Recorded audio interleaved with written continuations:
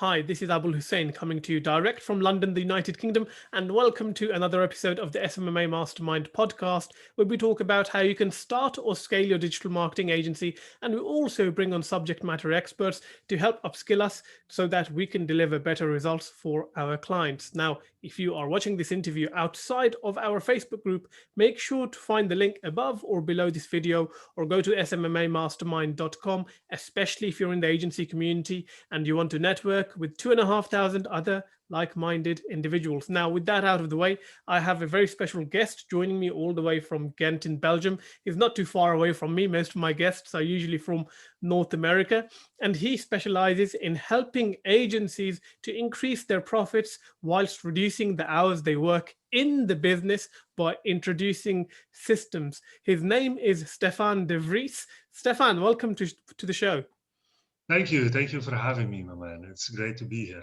Yeah, I know. We've tried to connect so many times, and finally we're on. And you're the first European guest, I think, someone who's based in the EU Wow. that I've had on. This space is usually dominated by the Americans and the Canadians. It's Why, good to. why is that? Why is that? I Is there have nobody no in idea. Europe doing this? I'm sure there's plenty of people in Europe who obviously can deliver better results than the Americans, but they might be just kind of keeping their focus to their, I suppose, home countries and not speaking or reaching out to the English speaking world. Anyhow, Yeah. for the people who don't know who you are, how about a little bit of an introduction? Yeah. So I've been already in the industry for over a decade now. I come from the corporate world where I really helped streamline corporate businesses, their systems, digitalizing stuff, helping with team building, helping with leadership, building all of that in a corporate world. And actually, the last couple of years, I've seen more and more people going online and seeing businesses grow and trying to scale. But the things that I have learned from corporate is really applicable to smaller agencies, I would say, or agencies Hmm. that are trying to grow. But the things that a lot of agencies have is they have the knowledge about marketing but they sometimes really lack the knowledge about how to build really systematized business, the leadership skills, the team building skills that they need for growing into a big and sustainable company. And that's where I come in with my knowledge and I try to apply that in the marketing agency world. And yeah, trying to get all that information that I got from the corporate is not as easy, let's say, to implement this, but I try to make it as simple as possible. And Hmm. it's really based on the agile principles, the agile way of building a company. Okay. Uh, that's where I come from. Yeah. Right. Okay. So obviously you've got a lot of great experience in the corporate world where obviously everything is about profit, and to get more profit you need to find ways to streamline processes Yeah. and get, I suppose, more output from your input to put it Yeah. simply. I suppose so. You've mentioned agile there. Now this is the first time I've heard someone mention agile in a kind of an agency framework in terms of I suppose using agile processes within the agency. Now, when we usually think of agile as a marketer, we're thinking about like a web development project, or you're building a digital product of some sort with a backlog and shipping, and you have a scrum master and all of that. How do you apply agile principles to help an agency to be more profitable? So it's really about not so much about the tactics sometimes, but more about the principles. So the agile principles talking about the transparency of everything that's happening in a company, but also about culture, building a great culture, building a great team. But the agile principles, like you mentioned, like the Scrum principles, can be applied to a lot of processes within the company as well. So having that combination of the principles on the one hand and the systems on the other hand, and connecting those two can really help streamline a business. Because imagine you as a leader or as an owner of an agency that can really set your team up, that they can do the things, that they can do the processes on their own, and you can focus really on building your business instead of trying to put out the fires with your team or making sure that everything is running. That Hmm. for an owner, that's so valuable to have. And with implementing that agile framework in every sense of the way, in every department, every process, we can really streamline almost everything. Right. And it's not only about development, because if you think about content marketing, for example, you can apply the agile principles and a process in there as well, where you do smaller iterations of each piece. And each and every week you can see what works, what doesn't work. And actually it's a good way to use the agile ways in a marketing agency, because it's a fast moving world. So you want to be adaptable to the changes. You want to be adaptable to the feedback of the people. So that's also something that we can incorporate there. So Right. it's a holistic way of implementing agile within an agency. Hmm. Now, obviously, talking about agile and these processes to apply within internal teams, we're not talking about agencies here where it's one person running it, or Mm. it's one or two people.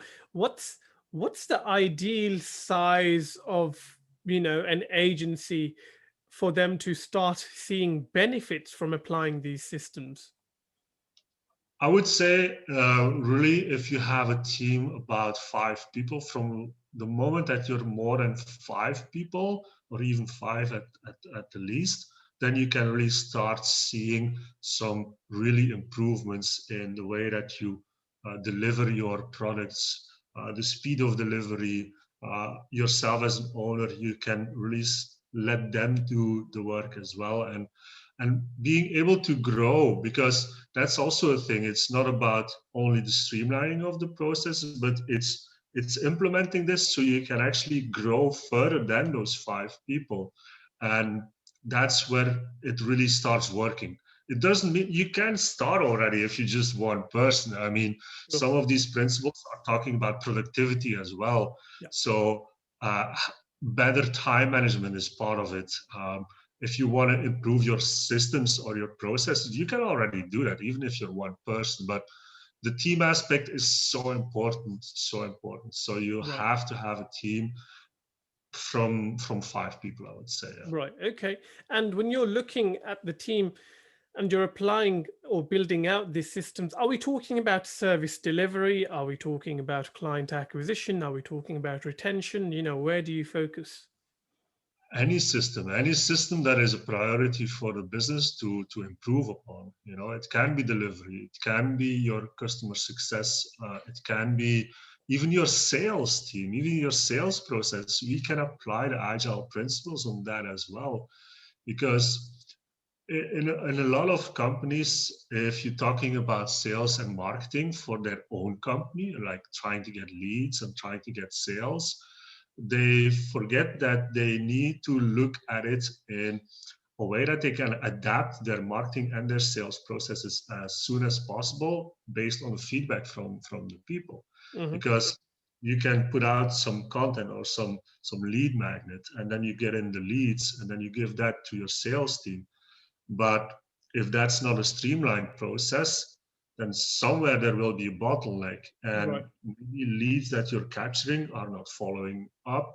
The sales team is not following up, or they do not have a structured way to follow up. There's no accountability for that team, and they just do whatever. It's that's also a thing. So it's Hmm. streamlining the process, but also making sure that the team is accountable. So it can be any kind of a process that's really not working well in your company, and we identify the bottlenecks and we try to solve those things with the agile way of working. Yeah. Right. So obviously, what you're talking about here requires some sort of a discovery initially, where you're working out what the Mm. bottlenecks are, and then maybe some initial quick wins before some implementing a culture change or whatever might be the case. You know, how long does it take to go from say day zero today to we being in an agile environment where everything is working and we're more efficient? Yeah, it depends basically on how fast you can implement the optimizations, how fast you can create that culture of change. Some teams or some companies are more prone to change. Like they have that mindset of, okay, we need to adjust, we need to adapt to the changing environment. So they're already in there. But another agency that already does some things like already years and years and years, they don't maybe see the need to change that much, you know. Hmm. So it depends. I would say it takes about, if you really want to have that good change, it takes about 90 days, I would say. Right. If you do it intensively, within 90 days, we can definitely streamline a lot of things already. But I always say it should never stop. You should never stop after those 90 days of continuously improving your company, Hmm. because that's the whole principle as well. Within Agile, it's about continuously improving every little piece. Is that creating that 1% improvement every day, so you can Hmm. create that compound effect within your Right. agency. Because if you improve that each and every day and you do that for a whole year instead of 3 months, just imagine what you can accomplish in that time. Sure. So it depends a little bit. But it will help you already install quick wins, Hmm. right? That's also what we're looking for, to install quick Right. wins within the Agile way. And And that can be a lot of. right. And I'm guessing some agencies, they might have like a VA that acts as an operations manager or something like that. Would that not be their role to actually be looking at all of these processes and improving these processes? I mean, what value do you add to an organization or a small business, an agency that already has someone looking at operations? Yeah, 100%. If somebody already has that role, definitely they should be looking at that. But I was just on a call a couple of hours before this with one of my customers, and he has his project manager already in place. But the thing is that a project manager can only do so much. He can look at the whole picture or he can focus on some little parts, but there's more than just um, project management, or there's more than just sales, for example. So if you have a good operational manager, for example, he will have an overview, but still the implementation will be not on his plate only. It will be incorporating the team or a sub manager, like a manager for the delivery team, a lead developer, for example, or the sales manager. So he still needs to delegate that as well. So it's about the operation manager should look at it, but he should be able to delegate that to the rest of the Hmm. company in a way that they also understand what is needed for this change. So what I come into a company is really educating the people as well within the agile way of working. So it's educating the operational manager, Right. then also making sure that the operational manager can teach the rest of the company. And usually, like the first couple of months is like a deep dive and training for everybody. But then I step out and I let them do the job. So Hmm. if you have a good VA, I mean, they can do already a lot. But what I see is that the knowledge about how to implement this kind of thing, just as a reference point, within corporate, if you want to implement Agile and you want to have a change happening, it takes almost 6 to 12 months sometimes. If you're lucky, yeah. So if you're lucky. So within a smaller agency, it's condensed, of course, but you still need everybody on board on that. So not one person that can do all of it, but the whole company, the CEO as well. Right. And yeah, it's a big shift. It can be a big mindset Sure. shift as Of well. course. And Yeah. obviously, we're talking about concepts that might be slightly abstract for people who have not come across agile ways Mm, of working yeah. before. Can you give some practical examples from the work that you've actually done in how you've helped agencies through implementing agile principles? Yeah, and I can give you some examples. Like a quick win for people that really want to implement some little things is like having a daily meeting, right? But everybody hates status meetings, right? Because they usually take an hour or more Hmm. and just talking over each other. So within the Agile principles, it's about setting up a meeting that's only like 15 minutes. You Right. do only 15 minutes with a core team, Hmm. and you just ask three questions like, what was going on yesterday? What is going to happen today? And where are you blocked? How can I help you? Right? Asking those three questions to your core team will already give you an idea of what's Yeah. going on. If you do that each day or every other day, then you have a faster feedback loop. Hmm. And it's that kind of communication that you need to make sure that you can adapt quickly. And then besides that, another thing that you can already implement is having a time box. A time box of 1 week or 2 weeks. Usually it's 1 week, especially in smaller companies. 1 week where you put the focus on a specific thing to improve. Like we want to improve our delivery process. Okay, we have 1 week. We are going to work on improving the delivery process by like setting up specific things or extra people or an extra step or an automation or stuff like that. We focus on that. It can be focusing on time management. It can be Hmm. a focus on other parts that are Right. really useful. And we do that each week, which means that each week you have already an improvement. And then you can reassess, and then you need to look at, okay, next week, what will be the focus? So each and every week you can change if you want the focus. So you have But like a 1 week sprint, I suppose. yeah, yeah, exactly. It's really looking at it as a sprint and having that focus. And you can apply, again, you can apply this to anything. If it's about content marketing, okay, Mm. we're going to focus 1 week on website improvement, for example. And the whole team is involved with that to improve that kind of a project, right? But it can be, like I said, can be anything. But that's the principle that we install. That's like the shift that's happening, because sometimes most of the companies they start with a project, and 2 weeks or 3 weeks later they're asking like, okay, what's happening? What do we Right. need to do? And it's not working. It's not what the customer wants, or we don't see anything. And they jump from one thing to the other as well. Hmm. That's also a thing that's happening. So Right. And I yeah. suppose a lot of the times you have agency owners that spend a lot of hours in the business because they're micromanagers, right? Yeah. They like to see every little thing that goes on. So I get the idea of having that daily meeting. How do you help those micromanagers to gain the 10 to 15 hours back in a week? What do you do for them? It's, yeah, that's a good question. It's really about making sure that they spend their time on the things that really are important to building the business. I see too often that they're still in their mailbox, often to just answering questions about that the team is asking, helping the team as well, looking over their shoulders. What are you doing? Those kind of things that takes so much time of a CEO.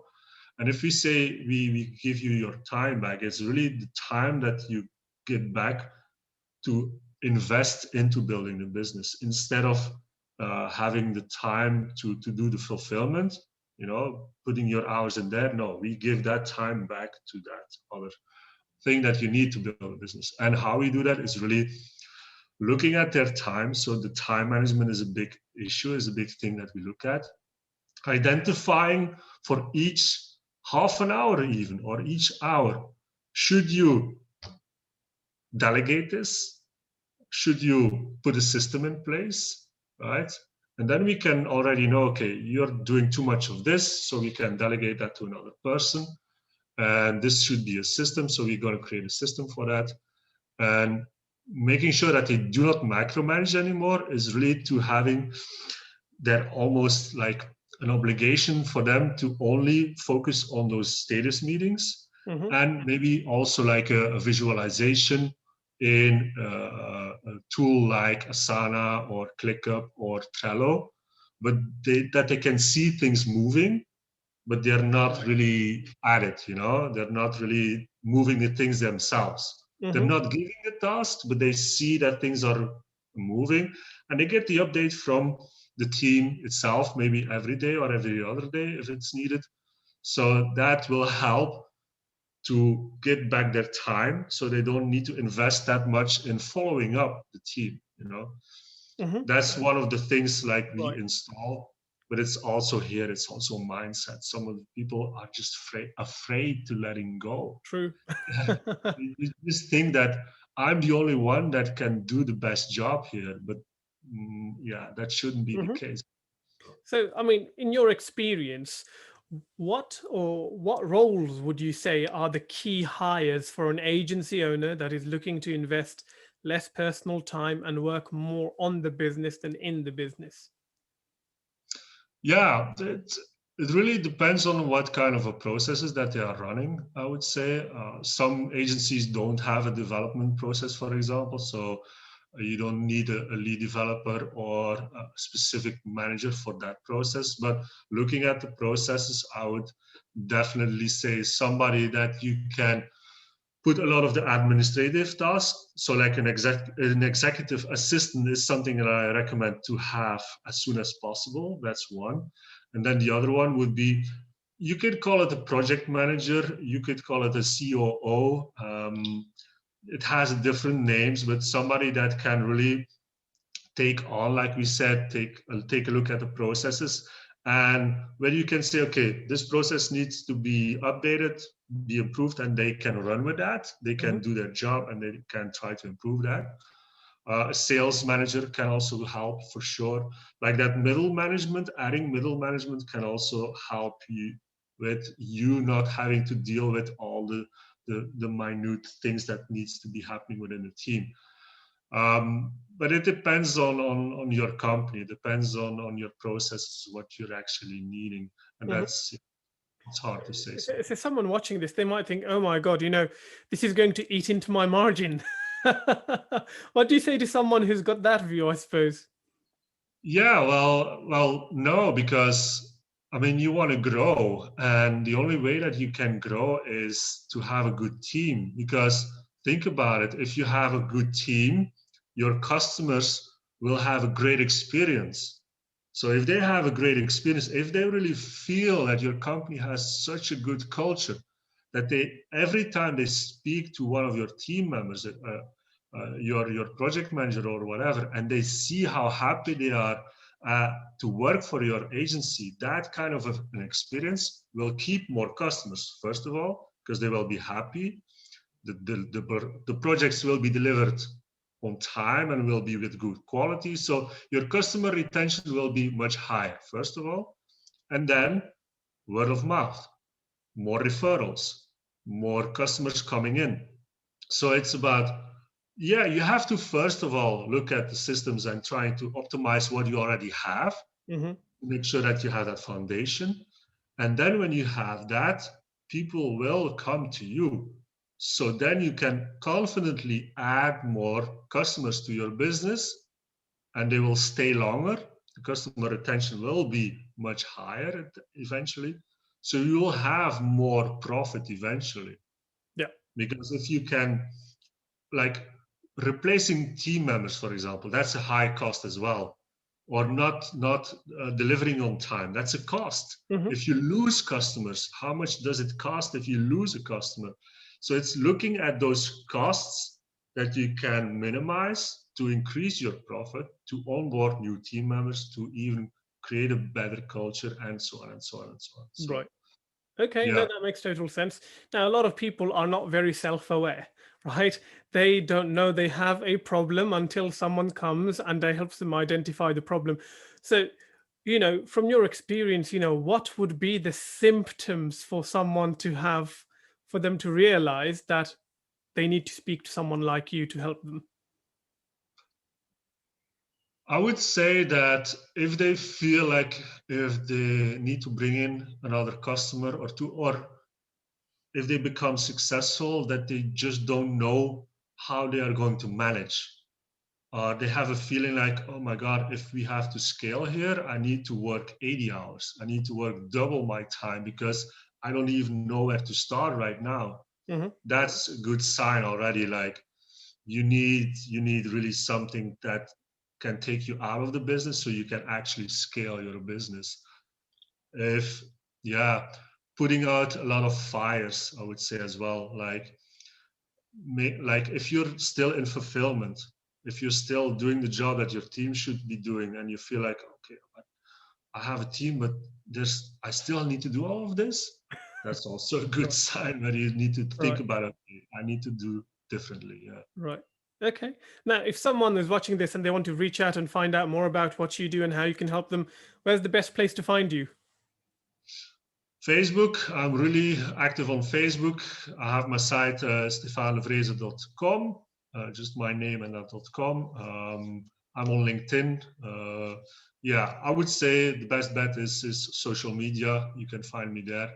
I'm pretty active, so yeah. Okay, that's awesome. On that note, Stefan, thank you so much for your time. Thank you for having me. My pleasure.